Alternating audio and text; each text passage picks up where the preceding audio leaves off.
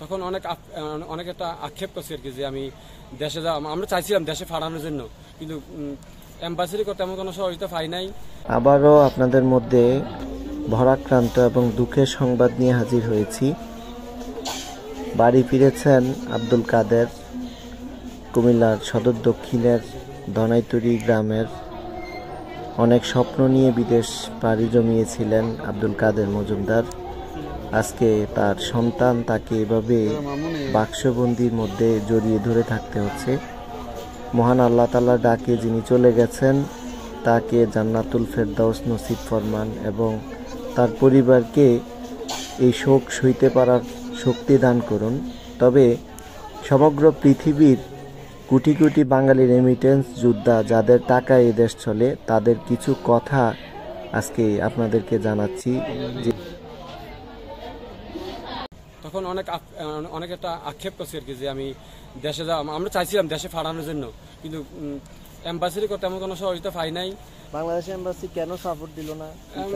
Support তো তারা তেমন কিছু দেয় না। আগেও দেখছি, আগেও যারা পাঠাইছে তারা দেয় নাই। আপনারা গিয়েছিলেন কি না? আমরা প্রথমে যাই নাই, এমনি যে ট্রাভেল ছেলেকে বলছিলাম, তারা বলছে না, তারা সাপোর্ট এসব ব্যাপারে সাপোর্ট দিবে না। এটা নিজস্ব ব্যক্তিগত প্রাইভেট ভাবে আমি আনতে হইব। আনা পর্যন্ত কোনো সাপোর্ট তারা দেয় না।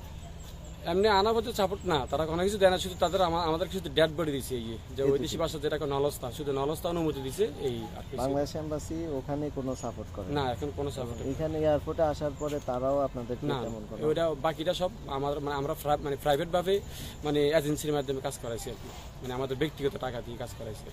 সরকার কিংবা যারা সংশ্লিষ্ট আছেন তাদের প্রতি আপনার একটা অভিমত কি? তাদের প্রতি আমার একটা অভিমত যে এম্বাসি, যাতে ওই দেশে এম্বাসি আছে তাদের উচিত ছিল বিপদ আপদে আমাদেরকে একটু এগিয়ে একটু সাপোর্ট দেওয়ার জন্য। কিন্তু তারা সাপোর্ট তো দেয় নাই।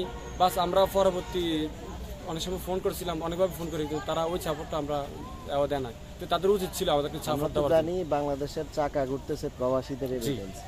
এখন প্রবাসীদেরকে যে নেগলিজেন্সি করলো, এটা তো বিশেষ করে সমগ্র বাংলাদেশি যারা প্রবাসী আছে তাদের পক্ষ থেকে আমার মনে হয় একটা আন্দোলন থাকা দরকার নাকি? না, এটা তো স্বাভাবিক দরকার। যখন ঢাকা এয়ারপোর্টে আসছে যে ডেড বডিটা, তখন তাদের দরকার ছিল যে আমাদের একটু সাপোর্ট দেওয়ার জন্য, কিন্তু আমরা এখনো সাপোর্ট পাই নাই। ঢাকা তো আমরা ডেড বডি আসার পরে কোনো সাপোর্ট পাই নাই। ওখানে কি নাম? মোহাম্মদ আব্দুল কুদ্দুস মজুমদার, ইটালি প্রবাসী। ওনার কত নাম্বার ভাই আপনি? আমি হচ্ছে 3 নাম্বার ভাই, ও হচ্ছে 4 নাম্বার। বাবা কেমন আছো তুমি? বলো ভালো আছি। কেমন আছো বাবা? ভালো আছি। তোমার আব্বুর নাম কি? তোমার আব্বুর নাম কি? জাতি হিসেবে আমরা কি ভাগ্যবান বলবো না দুর্ভাগ্যবান বলবো, এটা আপনারা যারা দেখছেন এই মুহূর্তে ভিডিও আপনাদের কাছে ছেড়ে দিলাম। তবে সংশ্লিষ্ট যারা আছেন দেশে কিংবা বিদেশের বিভিন্ন এম্বাসিতে যারা কর্মরত আছেন, আপনাদের কাছে একটাই বার্তা দিতে চাই আজকের এই ভিডিওর মাধ্যমে। আমার এই দেশের চাকা যারা ঘুরাচ্ছেন, যাদের ঘামে এই দেশ সচল রয়েছেন, আব্দুল কাদের মজুমদার ভাই আজকে চলে গেছেন মহান আল্লাহ তাআলার ডাকে।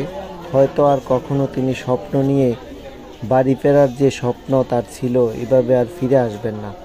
কিন্তু আজকের এই ভিডিওর মাধ্যমে একটাই বার্তা দিতে চাই, সমগ্র পৃথিবীতে আমাদের রেমিটেন্স যোদ্ধারা নির্বিঘ্নে এবং দেশের সমস্ত কলা কৌশলী যারা আছেন সংশ্লিষ্ট, তাদের একটু সদয়, একটু সুন্দর দৃষ্টিভঙ্গির মাধ্যমে এই দেশে ফিরে আসুক। তাদের পুনরায় ফিরে আসাটা যেন সুন্দর হয়, এই একটা কামনা করে আজকে আপনাদেরকে এই ভিডিওটা দিচ্ছি।